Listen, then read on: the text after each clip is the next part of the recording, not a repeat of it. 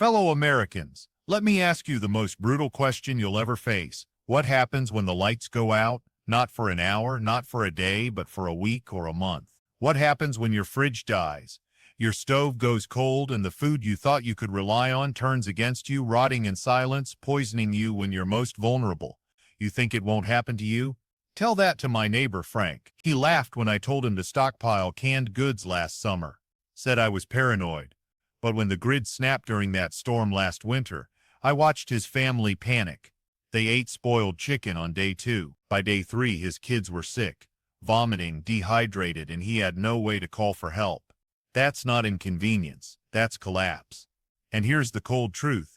If you don't know what to eat and what to never touch when the grid dies, you're one bad bite away from disaster. This isn't about comfort food. This isn't about making do. This is about survival, about turning your pantry into your lifeline, and about avoiding the silent killers hiding in your kitchen. In this video, what to eat and never eat in a power outage, we're breaking down the hard rules, the foods that will keep you alive and the ones that will bury you if you're careless. No sugarcoating, no guesswork, just the raw truth about survival when the power goes dark. Rule 10, eat first, store later. Know what goes fast. When the power goes out, your food storage instantly transforms from a source of comfort to a delicate countdown clock. The truth is this. You don't have the luxury of thinking about tomorrow if you don't act on today's perishable. Dairy products, eggs, seafood, and deli meats become bacterial breeding grounds in just a few hours without refrigeration. And by the 6 to 8 hour mark, you're rolling dice with Salmonella, E. coli, or worse. This isn't maybe it's fine, it's microbial Russian roulette. According to the USDA, food held above 40 ppm for more than 2 hours enters what they bluntly call the danger zone, where bacteria can double every 20 minutes. That means a single slice of leftover pizza can host millions of pathogens by nightfall. Here's the move. Cook and eat perishables first, especially protein-rich foods like meat, fish, and poultry. Even if you're not hungry, ration small servings to avoid waste. That gallon of milk, it's not surviving long. Convert it into pancakes, breads, or soups now when it can fuel your body instead of poisoning it. Fruits and vegetables, on the other hand, can tolerate room temperature for days, sometimes weeks. Prioritize them last. The psychology here matters too. Eating fresh meals early reduces stress and makes the blackout feel less desperate. You're not scavenging, you're eating well. And once the perishables are handled, you transition into a storage mindset. Cans, dry goods, and preserved food. But you only win this game if you recognize one harsh truth. Every second counts when cold storage dies. Every second counts when cold storage dies. Bah! Rule 9. Never touch the wrong foods. Spoiled is worse than starved. The fastest way to cripple your survival in a blackout isn't hunger, it's food poisoning. In an environment where hospitals may be closed, ambulances delayed, and pharmacies inaccessible, a bad stomach isn't just uncomfortable, it's a death sentence waiting to happen. Vomiting dehydrates you, diarrhea strips electrolytes, and weakness clouds your judgment. That's why the golden rule is this. When in doubt, throw it out. No exceptions. Don't eat questionable meat. Don't test funky dairy. Don't scrape mold off bread and hope for the best. In survival conditions, bacteria like Listeria and Clostridium don't negotiate. And let's talk specifics. Never consume raw eggs, half-cooked meats, or mayonnaise-based salads after a power outage. They are prime incubators. Freezer-burnt meat might look safe, but can still harbor hidden toxins if thawed and refrozen. Soft cheeses, cream sauces, and anything with custard are essentially time bombs. And don't forget beverages. Juices, milk, or even smoothies left warm are petri dishes by hour 6. Compare that to shelf-stable foods. Canned beans last for years. Peanut butter is practically immortal. And honey has been found edible in 3,000-year-old Egyptian tombs. Your brain will try to trick you into saving questionable food because waste is bad. Ignore it. In survival, waste is safety. Here's the kicker. The average American suffers foodborne illness once a year in normal conditions, and that's with functioning hospitals. In a blackout, the consequences multiply, so let me make it clear. Starving for one night won't kill you. Eating the wrong sandwich just might. Rule 8. Master fireless fuel. Eating without cooking. Here's the shocker most people don't realize until it's too late. Your stove, oven, and microwave are gone the second the lights cut out, but your body's caloric needs don't shrink. They spike. Stress, cold, and physical labor burn more calories than Netflix marathons. In fact, survival studies show energy expenditure can rise by 40% during crises. That means you need high-energy, no-cook foods ready to go. Shelf-stable peanut butter, canned tuna, trail mix, protein bars, crackers, and jerky aren't just convenient. They're survival gold.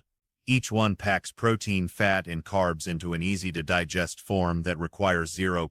And don't underestimate the psychology of crunch and chew. Crackers, granola, and nuts give your brain the sense of real food, staving off panic. This is why the smart prepper always stocks no-cook options alongside cooking supplies. Because what if it's rain? What if you're indoors with no ventilation for fuel? What if your propane runs out? That's when your fuel-free stockpile saves the day. Add electrolyte powders, instant coffee packets, and even shelf-stable milk boxes to your stash. They keep spirits and energy up. Oh, and one warning, avoid raw grains, beans, or flour. They're indigestible without cooking and can actually make you sick. Same goes for dried pasta. Don't crunch it raw unless you're desperate. A no-cook stockpile ensures one thing: even in total darkness, even when cooking is impossible, your energy won't collapse. Because in survival, food isn't just nutrition, it's momentum. And momentum keeps you moving forward when others freeze up. Rule 7. Portion control. Ration like a commander, not a victim. Here's where most households implode. In the first 24 hours of a blackout, panic eaters devour 3 days' worth of snacks because stress triggers appetite. Kids raid cereal boxes, adults chew through cookies, and suddenly the pantry looks like locust came through. This is not a small mistake, it's catastrophic, because once the shelves are bare, there is no resupply. Trucks aren't delivering. Stores are dark. ATMs are down. You are on your own. That's why rationing is not optional. It's law. The math is simple. Calculate your total food supply in calories. Divide by the number of mouths. Then divide again by the number of days you reasonably expect the outage to last. And here's the kicker. Double it. Assume it lasts twice as long. Suddenly, that bag of rice isn't dinner. It's 6 dinners. Studies from Hurricane Katrina show households that rationed from day one lasted 3-4 times longer without aid than those who panicked. And rationing isn't just about smaller portions, it's about structure. Establish meal times, stick to them, and don't allow random snacking. The brain craves predictability under stress, and structured meals feel like control. One pro move: assign a food officer, a person in charge of distributing and monitoring. This eliminates fights and maintains fairness. And don't forget hydration in your math. Salty foods need extra water, which may be in limited supply. Bottom line, rationing isn't deprivation, it's discipline. And discipline under pressure is the thin line between stability and collapse. Rule 6. Preserve morale with comfort foods. Because survival isn't just physical. Food isn't only calories, it's comfort, memory, and sanity. When the grid collapses, your stress hormones spike, fear sets in, and the household mood darkens. That's when a small stash of comfort foods can save more than your stomach.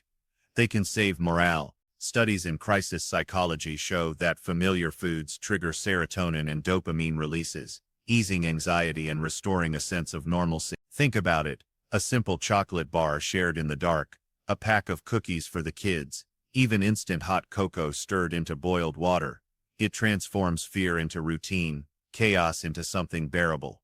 This is not indulgence, it's strategy. Morale fuels cooperation, reduces arguments, and keeps the group calm. And here's where the smart planner shines. Choose comfort foods that are shelf-stable and long-lasting. Hard candies, instant soups, flavored drink mixes, dried fruit, or even vacuum-sealed chips. Each one is a tiny anchor of normal life.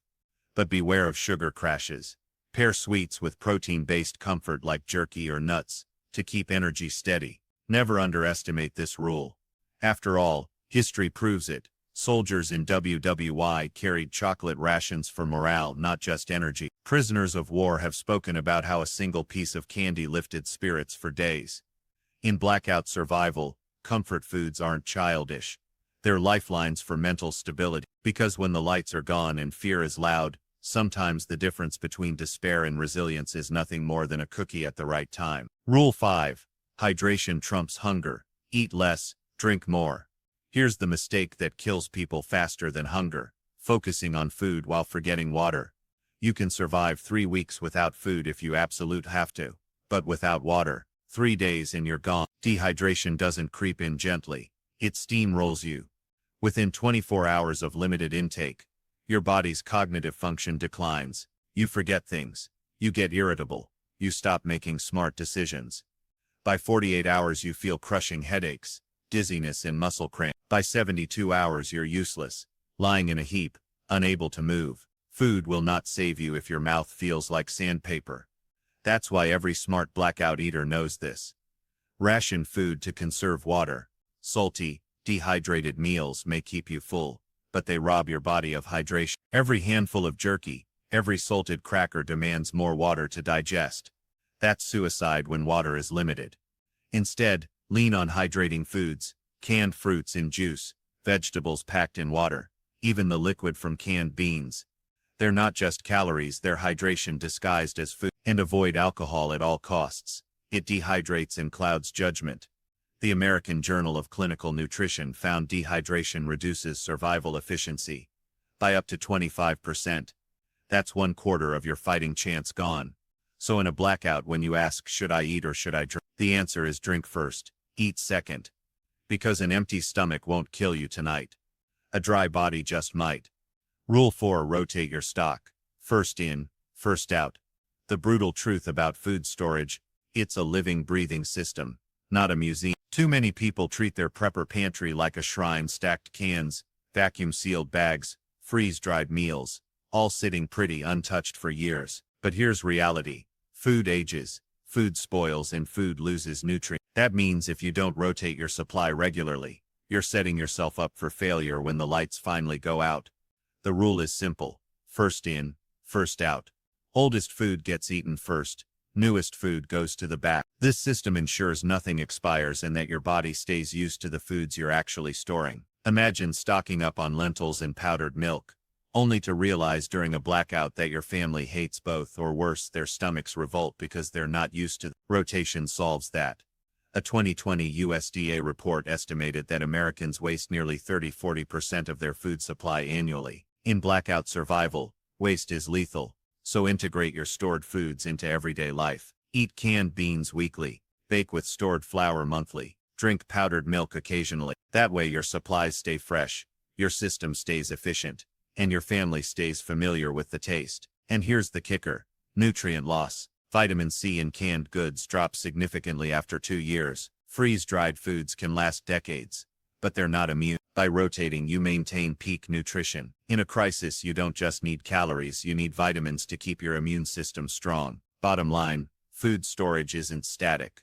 It's a living cycle, and if you don't rotate, you're sabotaging yourself. Rule 3. Know your energy foods. Calories mean survival. Let's get scientific. Your body is an engine, and engines run on fuel. In a blackout, you're no longer sitting on the couch scrolling your phone. You're chopping wood, carrying water, hauling supplies, maybe even defending your property. That burns calories at a terrifying rate.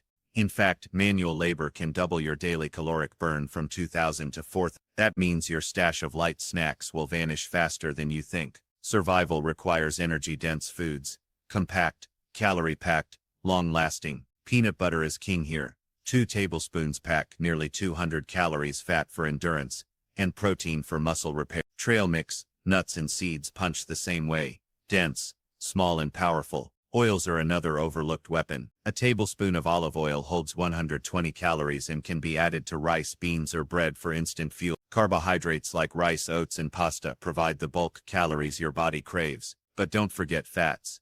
They keep you fuller, longer, and act as slow-burning fuel. One survival study from the Journal of Applied Physiology found that high-fat diets actually sustained energy output better in prolonged emergencies than high-carb ones alone. And here's the pro-level trick. Pack a mix of quick-burn sugar, dried fruit, and slow-burn fats, grains, to keep your energy curve steady. Because if you run out of calories while hauling water or fending off cold, your body doesn't just slow down, it shuts. Blackouts aren't about gourmet meals. They're about fuel. And without fuel, you're done. Rule 2. Avoid the silent killers. Food that makes you thirsty. Here's one most people never think about. Some foods will kill you indirectly, not by spoiling, but by draining the one thing you can't afford to lose: water. Salty chips, salted nuts, canned soups, loaded with sodium, even freeze-dried meals. These are silent killers in a blackout. Why? Because sodium pulls water out of your cell. The more salt you eat, the more water your body demands to flush it out. Without extra water, you accelerate dehydration. And dehydration, as we already said, is the real executioner in survival scenario. A single cup of instant ramen contains over 1,500 milligrams of sodium. That's 2/3 of your daily limit in one sitting. Now imagine eating that without a gallon of clean water on standby. Your body suffers, your thirst spikes, and suddenly your precious water supply dwindles. Same goes for sugary sodas and energy drinks. They give you a temporary rush, but the high sugar content spikes insulin, drops energy later, and increases water demand. Alcohol, off the table completely. Not only does it dehydrate, but it also lowers body temperature in cold environments and clouds judgment. A blackout is no place for a buzz. Instead, focus on foods with balanced sodium and hydration. Think canned peaches in juice, beans rinsed to reduce salt, low-sodium crackers, and dried fruit. These provide calories without sucking your hydration dry. Remember, in survival, water is worth more than gold. Any food that robs you of it isn't just unhealthy, it's a liability. Rule 1. Eat to live, not live to eat. Discipline is survival. Here's the final and most important rule. In normal life, food is pleasure. It's entertainment, comfort, and indulgence. But in a blackout, food is not about cravings. It's about survival. That means you need to rewire your mindset immediately. You're not eating because you're bored.